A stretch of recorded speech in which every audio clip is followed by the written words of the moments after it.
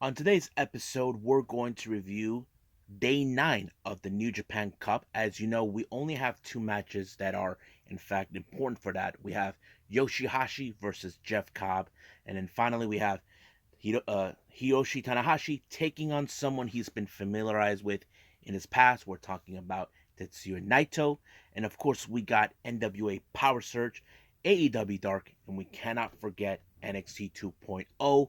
If you guys know, we have a brand new NXT champion, which is he's not originally from the NXT brand. He just made the decision to make his appearance because, of course, he had never held the NXT title, but he's bringing a friend along to be interviewed. We're talking about the guy who thinks he's awesome, The Miz. So we'll see what else takes place in NXT 2.0. And finally, we got some amazing news updates. Some good, some sad, and some like, what? That sort of thing. So, let's get ready for another episode of the Leader Wrestle Zone.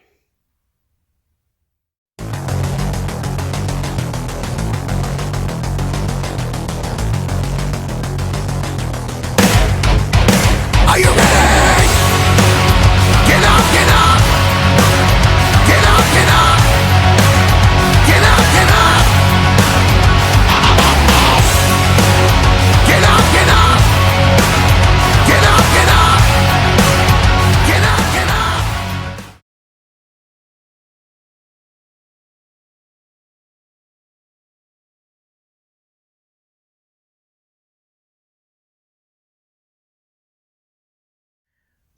Welcome everybody to the Lead It Wrestle Zone, all things that is pro wrestling with AEW, NXT, New Japan Pro Wrestling, Impact Wrestling, the National Wrestling Alliance, various promotions, wrestlers, matches, and championships. I am your host, Jay right here. So, as I said earlier, we got New Japan Pro Wrestling with day 9 of the New Japan Cup. We're in the third rounds, people. As you know, we're getting closer and closer to crown a winner, but who will be the lucky recipient to take on Kazuchika Okada for the title, or will he win the whole thing? He picks his opponent. Who knows? That's a lot of great talent they got in there. But right now, let's go from start to finish on the entire event.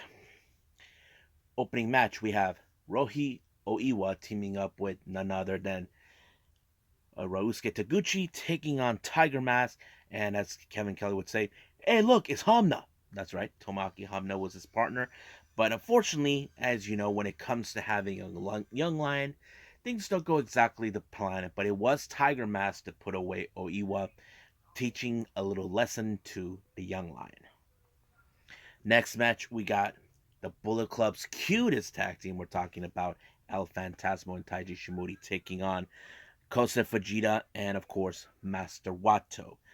Now, as you know, in this particular type of match, when it comes to the El Fantasmo and, of course, Taiji Shimori, their target right now is Master Wato because A, he has something that they want, and what they want is another shot of the IWGP Junior Heavyweight Tag Team titles that he and Taguchi have.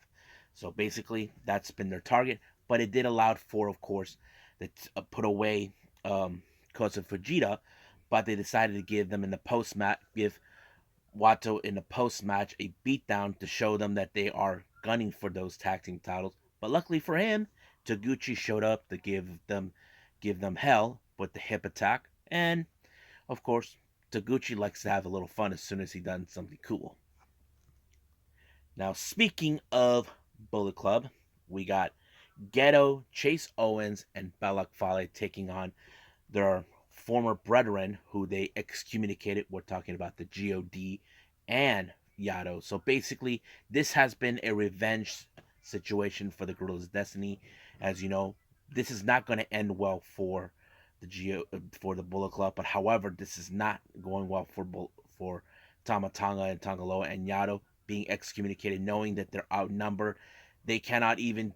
They know these guys how they play their tricks. But if I was Tama, I would definitely form your own faction or join a faction, whatever comes first. But it was, of course, Chase Owens that put away Yado in the situation. Basically, that was the plan while they occupied the GOD.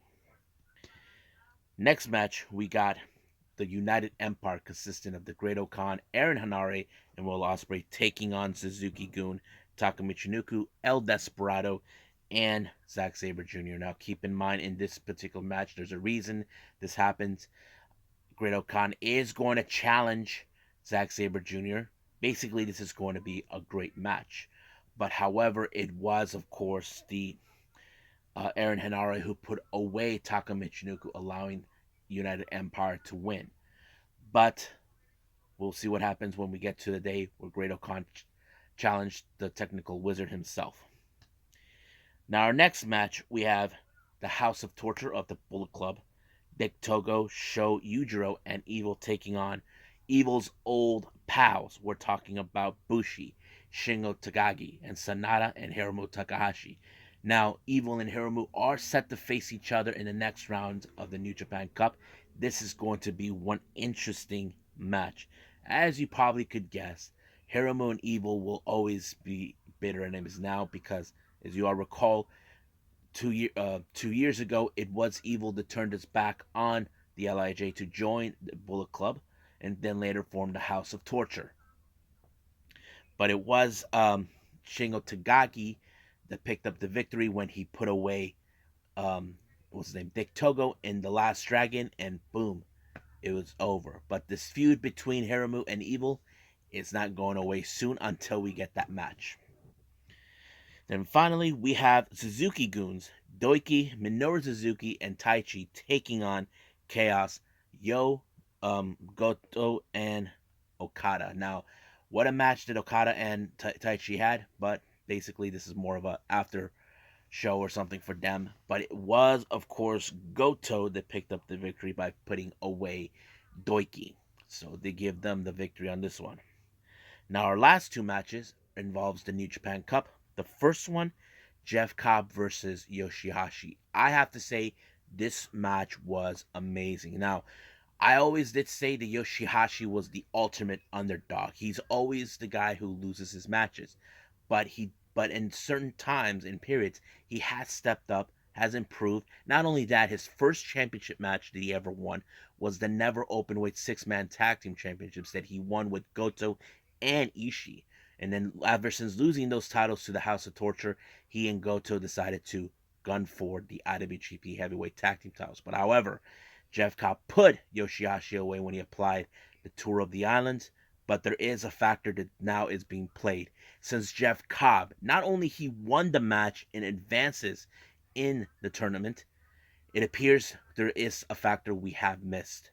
The factor is Jeff Cobb did pin Yoshihashi. That means there is a possibility of a future championship match. And I'm talking about who will Jeff Cobb team up with, since Yoshihashi is one half of the tag team titles with Goto. That is something we definitely got to see what's going to happen. However, that will be put on hold until Jeff Cobb finishes, the tournament. But we will see who he will face next. But I think his next opponent, it's either going to be Tetsuya Naito or Hiroshi Tanahashi. Now, Jeff Cobb is not afraid to challenge any of these guys, but I think he did lost that one match with Naito that one time. But I have to say, these two guys are familiarized with each other. Now, if you guys remember history between Naito and Tanahashi, it was years ago where Tanahashi and Naito were set to face each other for the IWGP Heavyweight title, which later turned into the semifinal of one of their Wrestle Kingdom events, which Naito hasn't forgotten. Basically, it's more like the biggest nightmare or thing that it bothers Naito over this. But however, this particular venue is LIJ country, so basically he has the fan base. But it was Naito that applied Destino into this particular match, allowing himself to win a very hugely. So that means now his next opponent will have to be United Empire's Jeff Cobb. Now he has Naito has challenged almost half of the members of two members of the United Empire, but we'll see how he will take on, of course, Jeff Cobb. So I think that's pretty much it what we got with New Japan. I believe it's time for me to move on with NWA PowerrrSurge.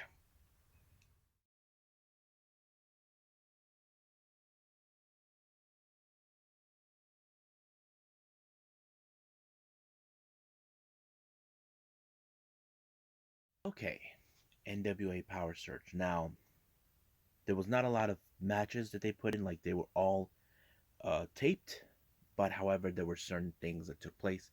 For example, um, the Crockett Cup. We know it's an important event for the NWA. They have a lot of tag teams. Normally, we have 20, but however, they had to reduce it to 16. So that means we will be 4 teams out. But however, certain picks were made. Like for example, we did have the Fixers versus the OGK, which something that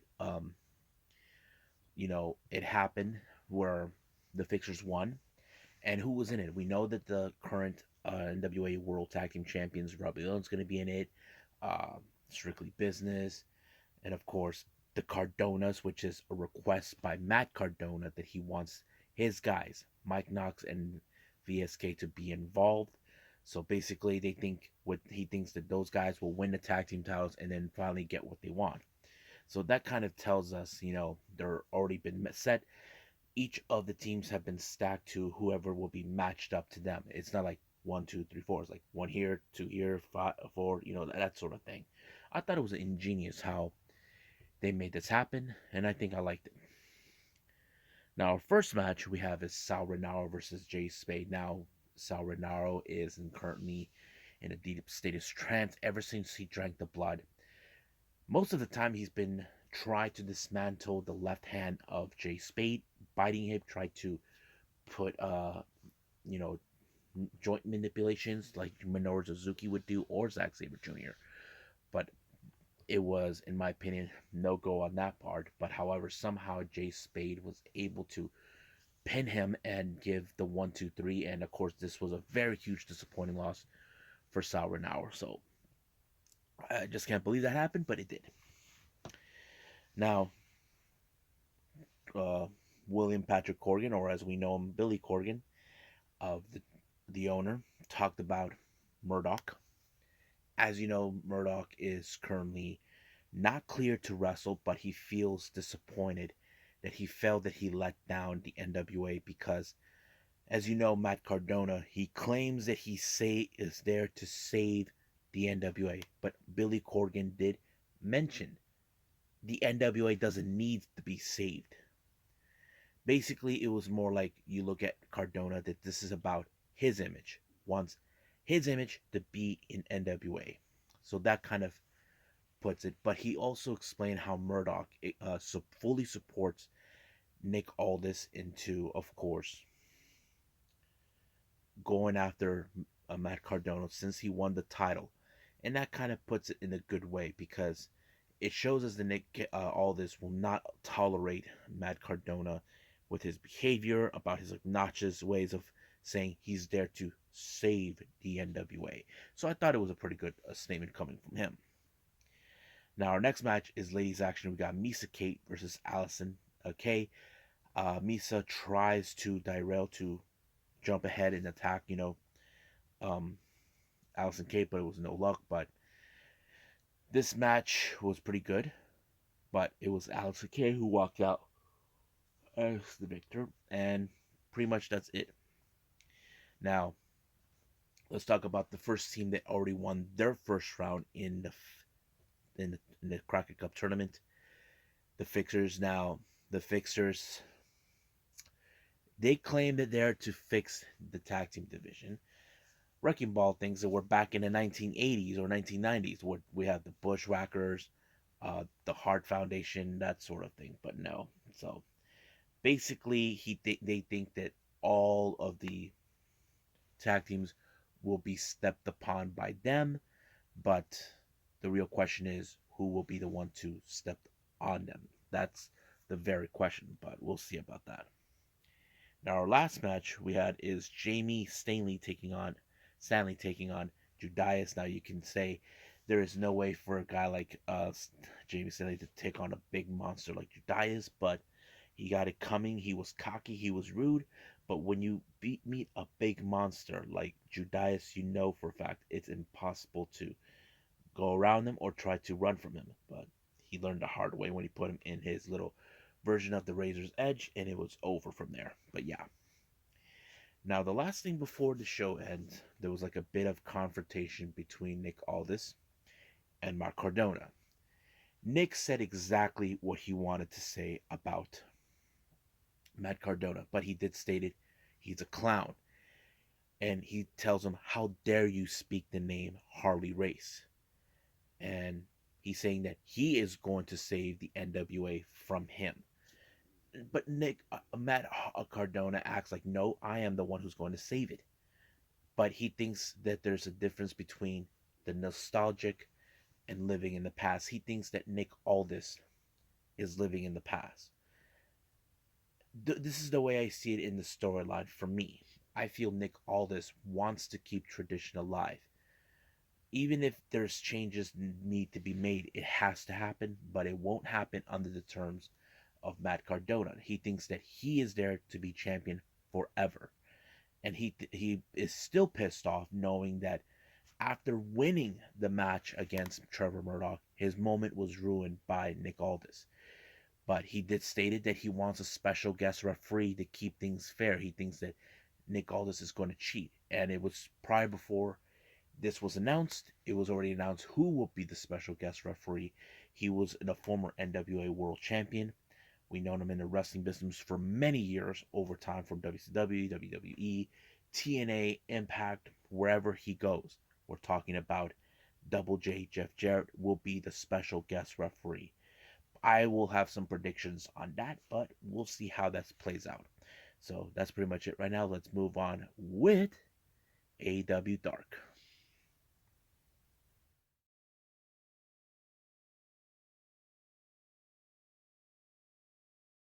Okay, AEW Dark, we're back in Orlando. Opening match, we have Dark Order members Evil Uno, Colt Cabana, Allen Five Angels, taking on Brandon Cutler and the Young Bucks, Matt and Nick Jackson. Now, this is a rare appearance by the Young Bucks. Reason I say it's rare, we never seen them involved in dark matches, ever. We have seen maybe Brandon Cutler a bunch of times before he became like their young boy, as they like to call it. But I was a bit of surprised that they allowed him to win the match when he was unconscious. And in that favor, allowing for Brandon and the Bucks to win. Excuse me. Next up, we got Ruby Soho versus Ashley DeBronze. Now you can guess this match ended with that kind of Pele kick onto um, Ashley by Ruby Soho that allowed her to win, and it did. So basically, she won a good match. Now, our next match, we have Josh Woods versus AC Adams. I have to say the match was great. I love Josh Woods. He's an amazing athlete. However, the biggest surprise is when, as you know, when it comes to mentioning promotions, Tony Schiavone announced that Josh Woods, he is the current ROH Pure Champion. And, of course, everybody was chanting ROH. I don't mind it. And I think it's pretty good that it happened because they're acknowledging it. They want to acknowledge it. The real question is, what are the plans for this promotion? Well, we'll find out when the day comes. But I will talk about that in my podcast soon enough. Next up, we got Ricky Starks versus Darian Brinston.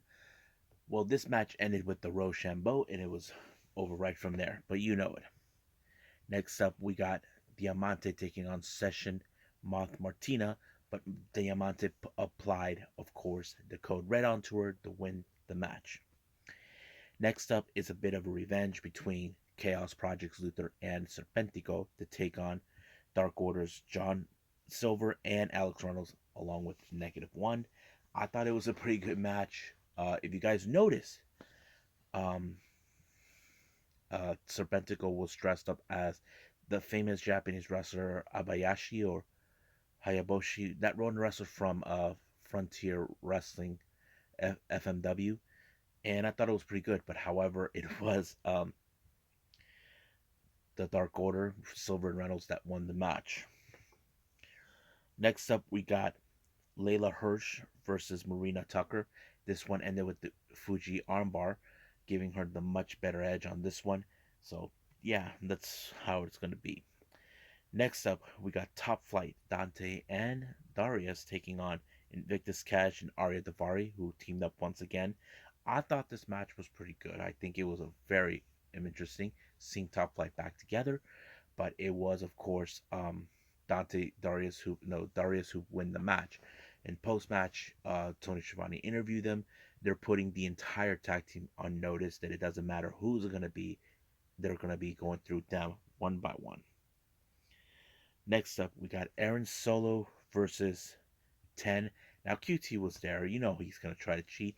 This time, he got himself caught with his hand in the cookie jar, and Bryce Rimbers threw him out. But while that was happening, Nick Comoroto tried to take out 10, but it did not work until finally Aaron Solo was able to apply the full Nelson lock, and he was over right from there. Next up, we got Emi Sakura versus Chalance Royale.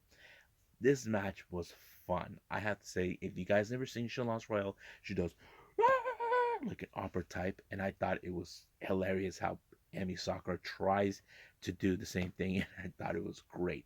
But it was Emi Sakura who won this match by pinfall. I thought it was great. Now the next up, we got Everybody Dies, Lance Archer versus Sage Sky, and you can finally guess that he put him in the black hole slam, and it was over right from there. Next up, we got 2.0 with Daniel Garcia taking on Shay Stenson, Luke Sampson, and Mike Reed. But you can guess it was Daniel Garcia that put Mike Reed in a somewhat of the Scorpion Deathlock, and ended right there from there. Now our main event is Jora Joel taking on Frankie Kazarian. I thought the match was good, but however, somehow Frankie Kazarian was able to apply the chicken wing, and Jora Joel had no other choice but to tap out. I thought this event was pretty good. I can't wait to see what's going to take place. We cannot forget about Dynamite the following day, but right now I believe it's time to move on with NXT 2.0.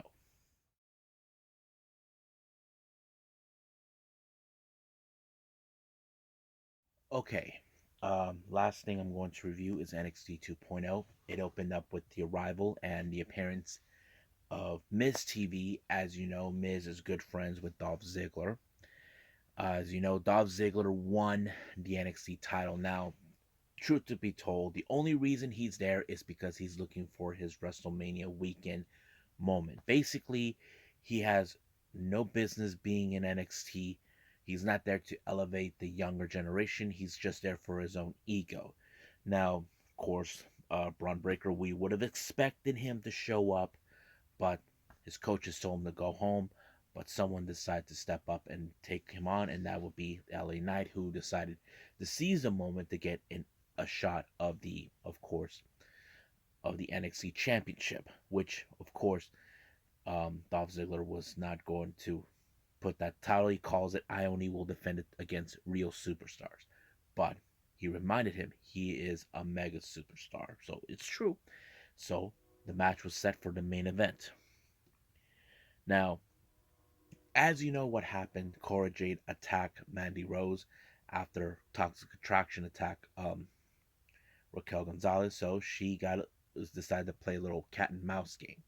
She took the NXT team title, women's tag team titles, and the championship, and she knows that they're going to be following. So she set up traps for each one by one. But before that, Toxic Attraction went looking for her. They bump into Wendy Chu and Dakota Kai in order to congratulate them. But however, that's not the point. They want their titles back. The first person to fall was Jay-Z Jane, where she ended up in some sort of storage facility where she pulled the title and got locked in. And finally, Gigi Dolan found her title, and it was in a dumpster until Cora Jade used a forklift to lock her in. And then finally, we have Cora Jade was about to mess with Mandy Rose Range Rover, but however, she had thoughts about the title itself. But this time, Mandy Rose outsmarted her, beat her up. She tells her that she is nowhere near her level, that she'll never beat her. However, it's now been confirmed that she will face Mandy Rose for the title at Stand and Deliver. Now, now, as you know, we have Carmelo Hayes who set up the ladder match in Stand and Deliver. We have series of qualifying matches. We have Carmelo Hayes and Trick went down there to the ringside to scout the talent. However, they had their first ever qualifying match. We have, of course, Santos Escobar and Cameron Grimes. Now, Cameron Grimes is targeted that belt completely, but he has to get through Santos Escobar. Now, Santos Escobar had pursued this title before with Bronson Reed, who we now know as Jonah, but he had no luck in that. Now, this is a perfect opportunity for him to try to obtain the title. But, of course, like many other times, the guy that was right there to help him, but Cameron Grimes lost focus when he locked into Camilo Hayes, allowing for Santos Escobar to win. But he did say but Santos had the nerve to tell Carmelo Hayes that title was coming to him, but he told him. So he thinks Carmelo Hayes claimed that he will not lose this title because he does not miss. Well, we'll see what happens. However, speaking of the North American qualifying match, we saw Kushida take on A-Kid. Now, whoever wins this match will face Grayson Waller in the qualifying match, and that's going to take place next week. I have to say, A-Kid and Kushida have similar backgrounds. I thought it was a good match for a debut, but it was A-Kid that was able to apply this match and allowing himself to win, so we will see him against Grayson Waller next week. But if I was A-Kid, I would pay attention with the big brute Sanga being there. Now, Santos Escobar was being interviewed by about his as you know, he bumps into the Mysterios. No one expected them, but Santos claimed that he is the future of Lucha Libre, but he looked at saying that the greatest luchador is his dad Ray, but of course Dominic is the future of Lucha Libre, but Mendoza and Wild doesn't believe that, but later was set between Dominic and Raul Mendoza in one-on-one action.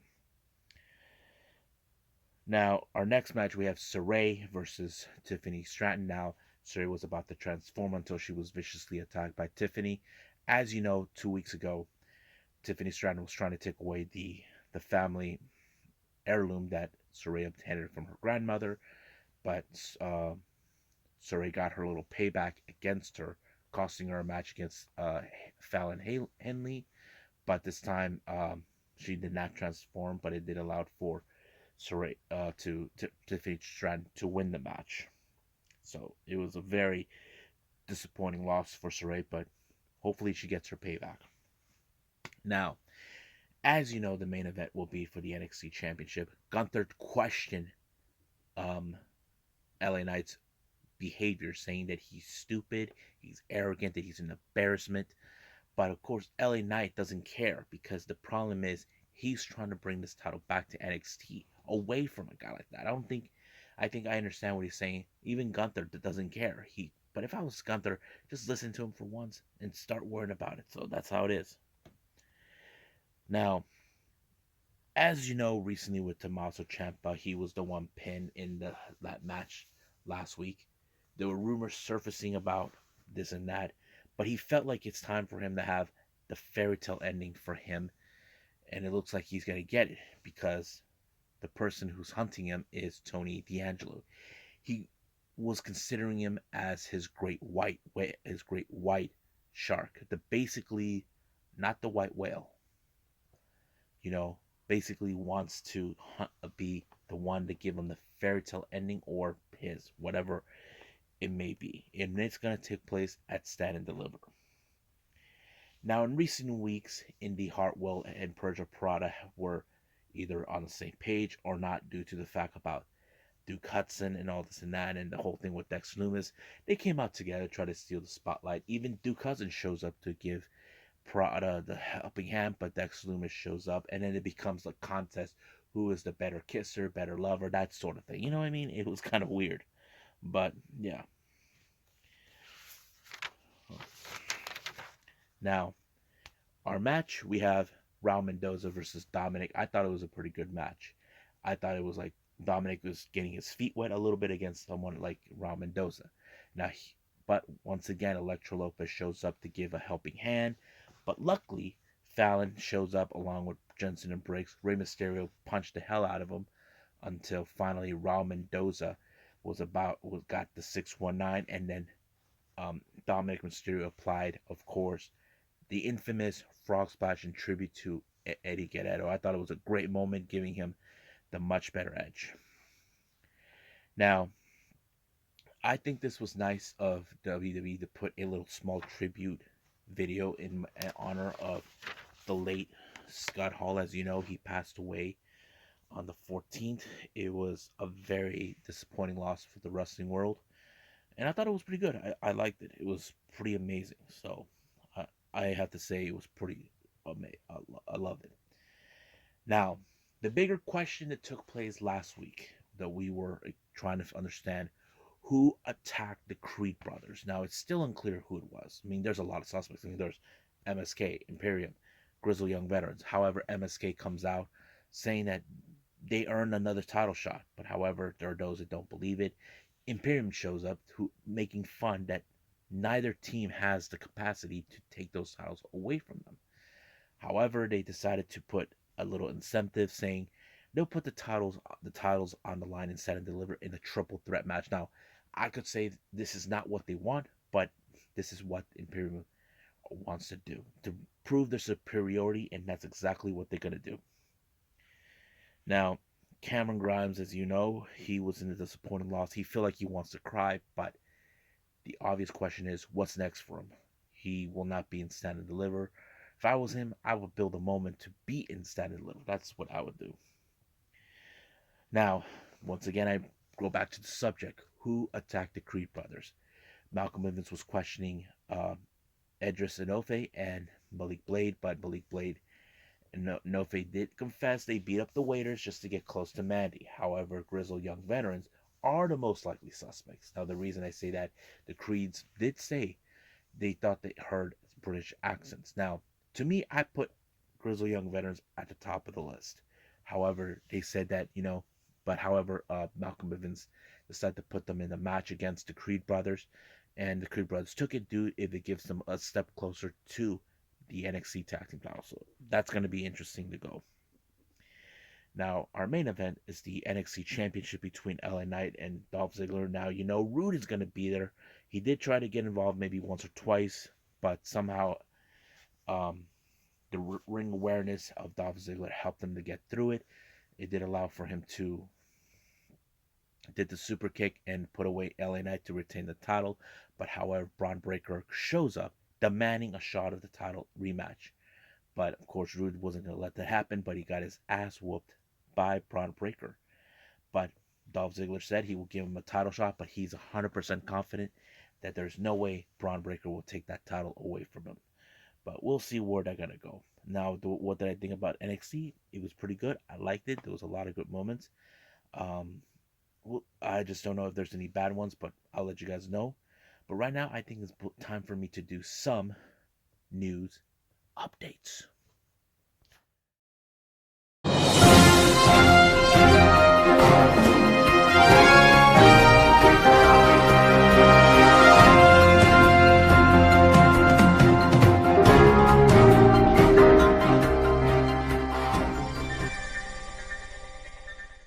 All right, welcome to the news updates here.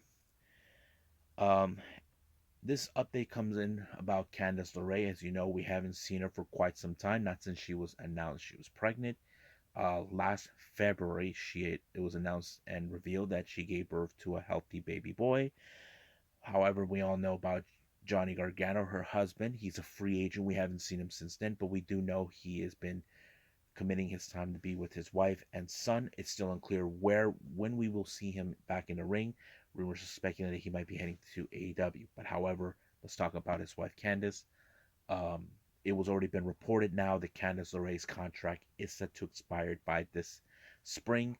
Now, it's still unclear whether we will see her back in the ring. To me, I feel right now Candice her duty is to be a mother to her son, try to be there more for him until she's ready to go back in the ring. So I can say that I can predict that that's the case. It's going to happen. Candace's going to give her full attention to her son, and hopefully in the future we will see her back. Now, for all of you Yoshi fans out there, this took place on the 15th of March Japanese time. Ice Ribbon star Tsukasa Fujimoto has announced on our social media she just recently got married. This was a very surprising news because if you guys know this or not, the Japanese wrestling scene, they normally keep their lives private. They don't tell people if they're married or not. This is the same thing that happened with Kairi Sane when she was in WWE. We didn't know about that. But Tsukasa Fujimoto did announce that she got married. According to reports, we're saying that she met her new husband while they were dating back in late 2020. Don't know when was the decision that was decided to they were going to get married. She posted some photos on her um, social media, and of course the wedding dress that she wore. So congratulations, Tsukasa Fujimoto. Hopefully, uh, we'll see. We will be happy for you, and we don't know who her husband is. Now, sad news is coming from the Hart family. This was addressed by none other than Bret the Hitman Hart. He announced that his niece, Tanya Hart, the daughter of his late brother, Smith Hart, has passed away. Um, it's kind of sad that someone who is, of course, of wrestling royalty, as you know, Tanya Hart, there is no indication if she's a wrestler, but I do know that her brothers are, two of them in two different promotions in the independent scenes in Canada. Beyond that, there's nothing else. So I have to say it's a huge disappointing loss for the Hart family losing a family member. But all we can do is send our prayers and condolences to the Hart family.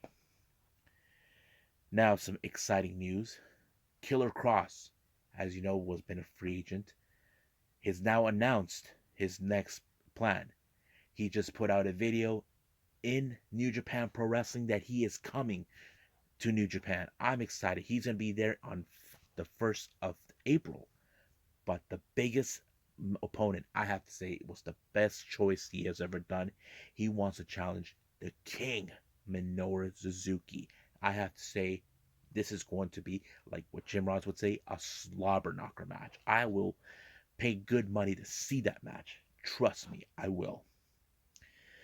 Now, our final update here. As you know, we've been recently talked, it's been mentioned this time and time again in certain occasions about Joey Janela, about his status with WWE.